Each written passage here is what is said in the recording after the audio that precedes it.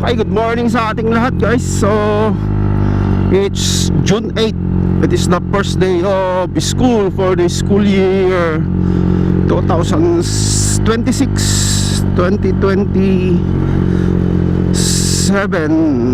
Okay, so papasok tayo ngayon. On the way tayo, lumabas tayo. Time check tayo is 5:34. So medyo malayo-layo yung ating travel kasi doon tayo sa may Alicia nakadestino. So it's about 45 kilometers I think. So on the way na tayo. Ayan, so tignan natin yung sitwasyon, no, sa mga school na dadaanan natin. So una, dito tayo sa may Masaya Sur Elementary School, wala pang tao. Ayan, dyan tayo nag-elementary school. Yan, sa Masaya Sur Elementary School. Ayan, meron si ma'am, oh. First to arrive, si ma'am. Ayan.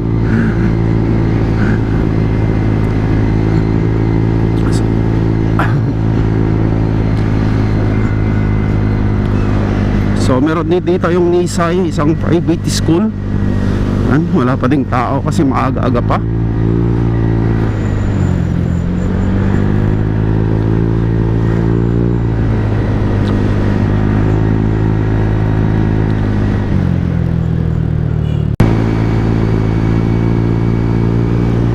Okay, so dito na tayo sa may Jones. Medyo natagalan tayo nung kanina kasi naggas tayo. Tapos wala ding barya, no? So medyo nag-ipon-ipon pa ng barya bago tayo ng baryahan. So dito tayo sa may Palagaw Jones.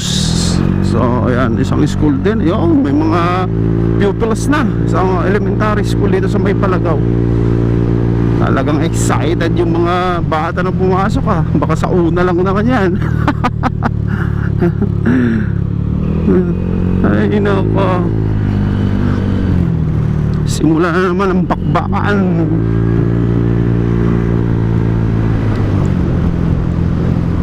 So new school year, so new curriculum, no, sa senior, lalong-lalo sa senior high. We have the strengthened senior high school curriculum. And then TRICEP na rin. Kumbaga 3 grading sa isang buong taon.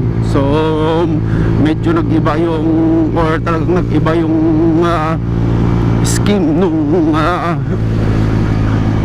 school year na to, no? Dati 4 na grading, eh. First, third, second, third, and fourth. Ngayon 3 na lang. First, second, third, or the tinatawag trimester, no?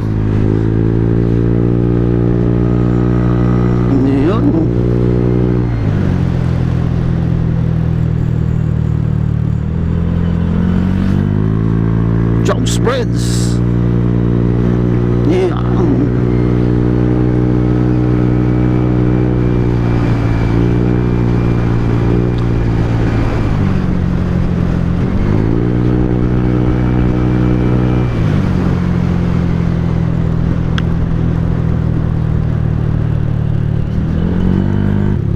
So approaching tayo dito sa pinakamalaking high school dito sa may Jones, which is the Jones Rural School. Ayan. So ayan, meron na rin mga estudyante dito, nagkalat na. Magka-alas 6 pa lang yan, ah. Talagang excited. Ayan. Ngayon, oh, dami, oh.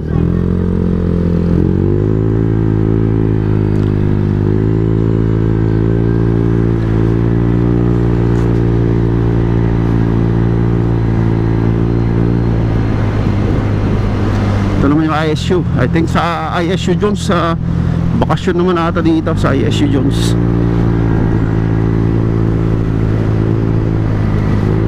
August pa ata pasok ng mga to kasi kaka-start lang ng kanilang vacation.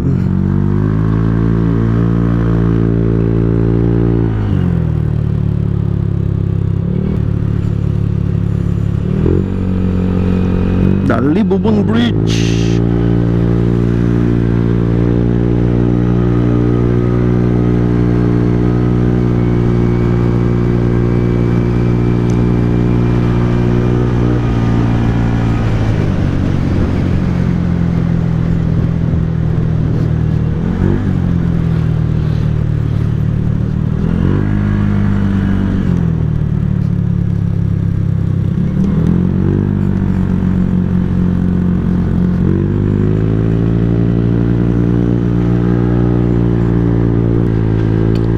So dito tayo sa may Pangal Norte. Meron dito so ayan, may school dito. We have yung Pangal Norte Elementary School. So meron na rin tig-isang guro, tig-isang pupil. Ayan.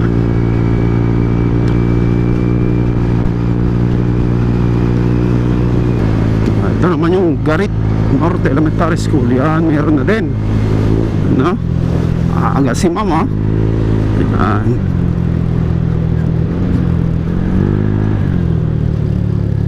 Malaki, malaki.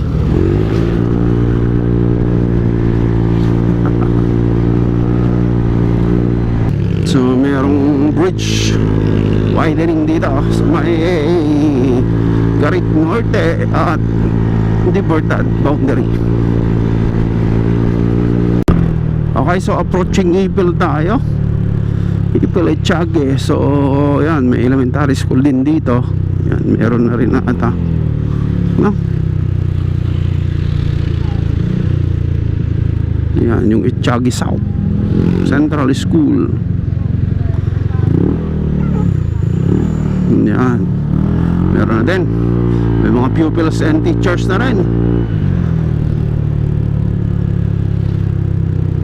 Yan.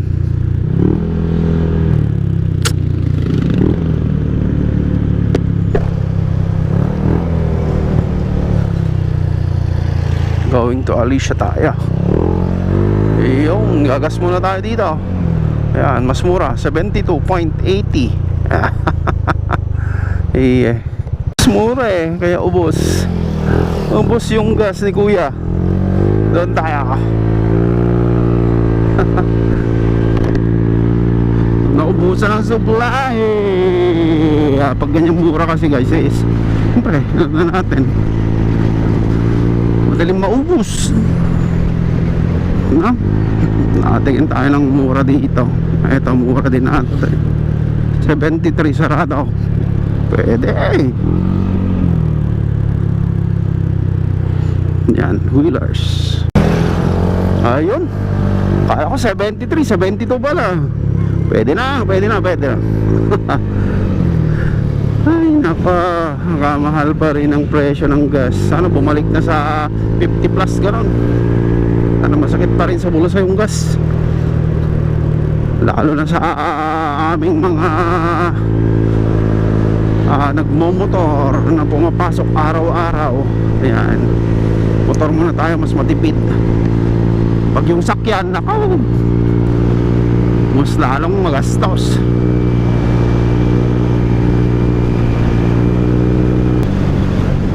Tignan mo, 75 naman dito. Tragis yun. So turn left tayo dito, no? Dito tayo sa may Angul 1. Turn left tayo dito. Dito madalas disgrasya dito kaya ingat-ingat dito sa may part na to, no? So madadaanan natin yung Pugu Elementary School dito sa may Angul 1. Ito backdoor kasi ito papunta dun sa pinapasukan ng school. Iwas traffic, tsaka mas malapit siya ng 1 kilometro. Hindi na tayo makipagsiksikan sa traffic doon sa bayan ng Alicia, tsaka dyan sa harapan ng ISU main. So dito na lang tayo, makakasave pa tayo ng time at tsaka gas. Ako, may nililibing Lunes na Lunes, ha. May mga majorette pa.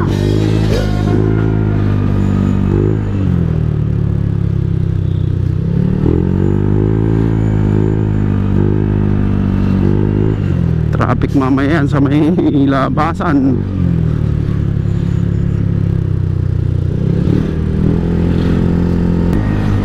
Maraming dumadaan dito kasi naka load limit yung Ipil Bridge. Kaya ito yung isang alternatibong ruta ng mga sasakyan papuntang Echage or Kawayan, gano'n. Even though yung iba ginagamit yung San Mateo Road, lalong lalo yung mga malaking sakyan, mga buses. Pero pag light lang na mga sakyan, pwede dito, mga delivery truck. Minsan dito pa nga dumadaan yung Florida Yan, ito ang Pugo Elementary. Yan, may tao na rin, pero di ba gaano, ang papasok pa lang. Maaga-aga pa naman. It's already 6:14. Maaga pa.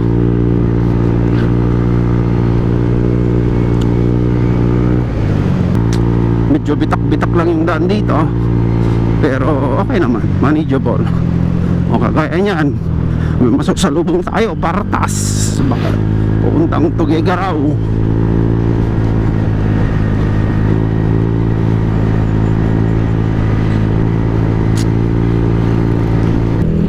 Uy, naka-NMAX si ate. So approaching tayo dito sa may tulay ng boundary ng Etxague at saka San Isidro, Isabela.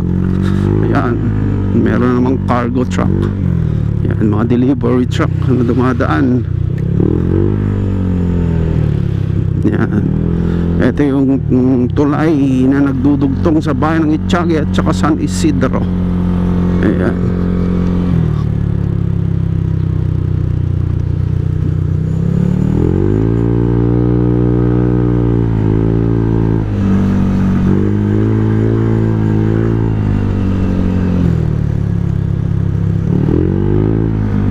Dito na tayo sa may San Isidro, Isabela, Barangay Camarag, San Isidro. Medyo pangit lang yung daan dito, bitak-bitak din. Yan.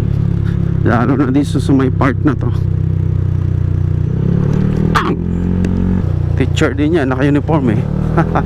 Kitang kita sa uniforme.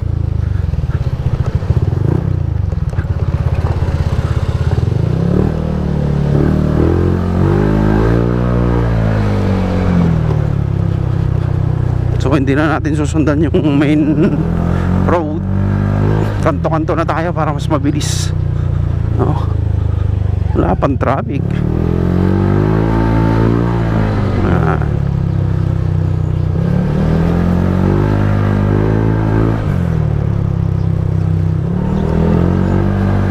So sa pag-uwi, ito na naman yung ruta natin mamayang hapon pag-uwi. Yan, may maliit na kanto dito or iskinita. Yan.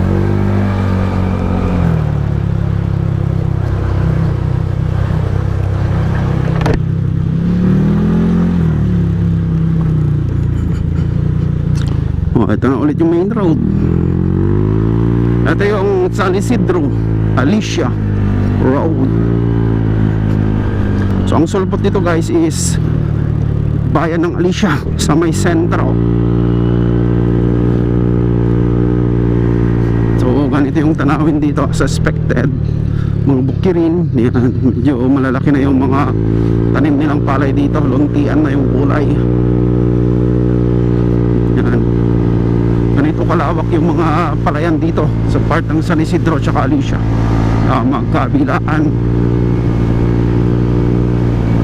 Kasi planting season ngayon, no? Pero may mga nauna, pero yung mga iba, yan, nagpre-prepare pa at magtatanim na ng palay.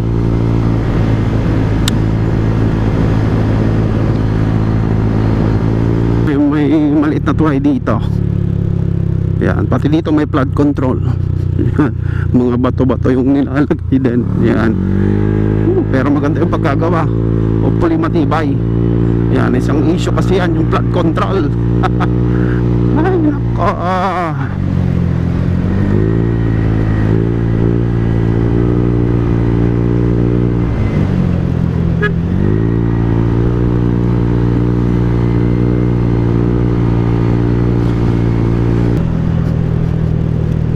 Okay, so kakanto tayo dito.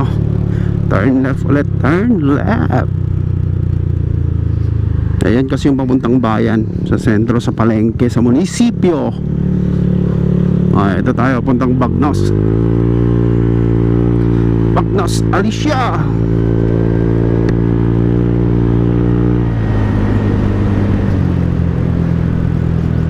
Dito may mga madadaan tayong mga resort. Yan, patok yan nung summer. daming pumupunta dyan kasi mainit yung panahon. Punong-puno yung mga resort nung summer. Sakto pa, walang pasok, nakabakasyon yung mga bata. At di paldo.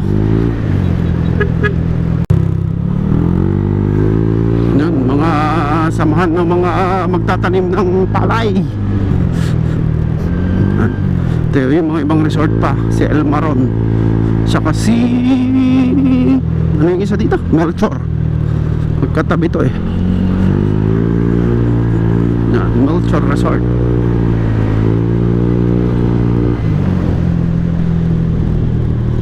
Dito tayo sa main road ulit. We have the Ramon Alicia Road.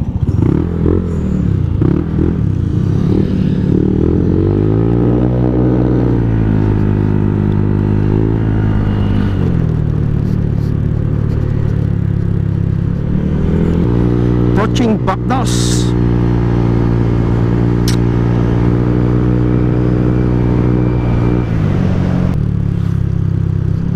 Okay, so dito na tayo sa may pinaka-center ng Barangay Bagnos.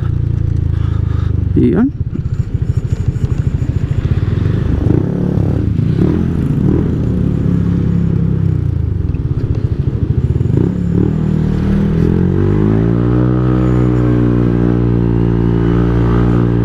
Lapit na tayo sa school.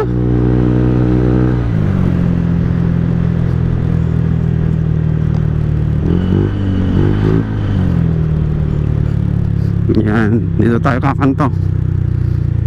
Yeah.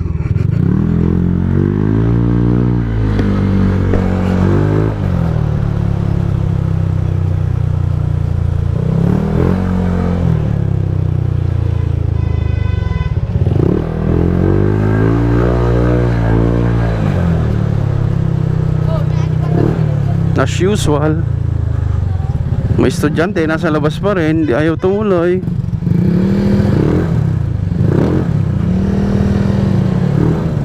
Yun si Kapitan, oh. Nagbitbit ng printer si Kapitan, oh.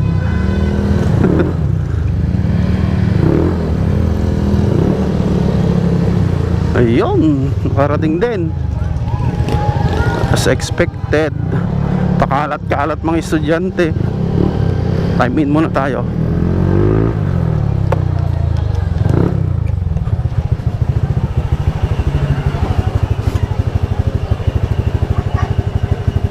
$6:30. Oh, diba? Number 19.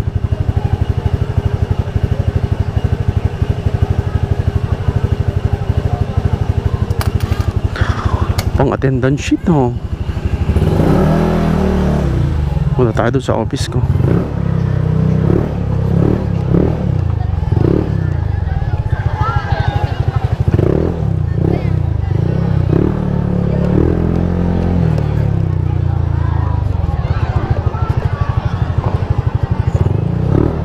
Daming estudyante, oh.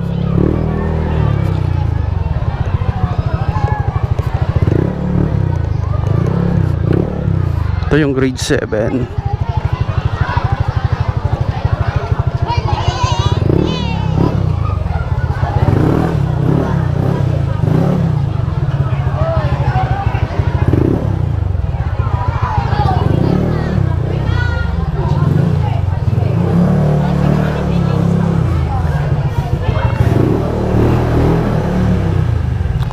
Yeah, dito tayo sa likod sa may office ko sa ICT Lab.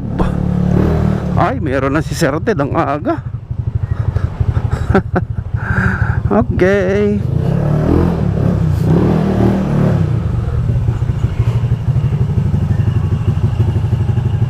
Touchdown.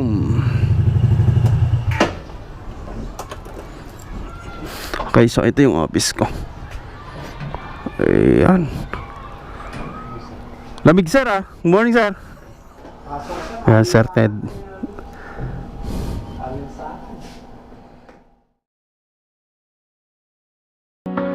Hands that guide us on through every test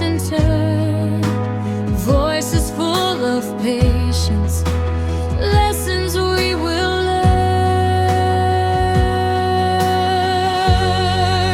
Palayan Region High School, you build our future bright. Palayan Region High School, you lead us with your light. Brilliant teacher, excellent hearts, you give us all you know. Palayan Region High School, you help our spirit grow. Blackboard marks and smiles in every crowded room. You turn the hardest days